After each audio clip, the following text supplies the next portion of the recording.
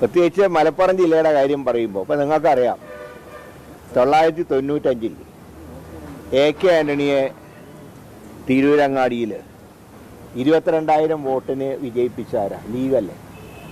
അന്ന് മുസ്ലിം ലീഗിൻ്റെ ശക്തമായിട്ടുള്ള പറയുമ്പോൾ അദ്ദേഹത്തിൻ്റെ എതിരാളികൾ മുഴുവൻ അന്ന് മുസ്ലിം സമുദായത്തിൽപ്പെട്ടവരായിരുന്നു.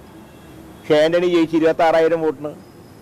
അതിൽ മുസ്ലിം ലീഗിൻ്റെ പങ്ക് ഒരു പ്രധാനമായിട്ട് മുസ്ലിം ലീഗിൻ്റെ MLA ആയിരുന്ന ബീരാൻ സാഹിബ് രാജിവെച്ചപ്പോഴാണ് ബൈ ഇലക്ഷൻ നടന്നത്. അതന്ന് മുസ്ലിം ലീഗ് നൽകിയത് അന്ന് മുഖ്യമന്ത്രിയായിരുന്ന നിയമസഭയിൽ അംഗമല്ലാതിരുന്ന AK ആൻ്റണിക്കാണ്. അദ്ദേഹത്തിനെ വിജയിപ്പിച്ചു.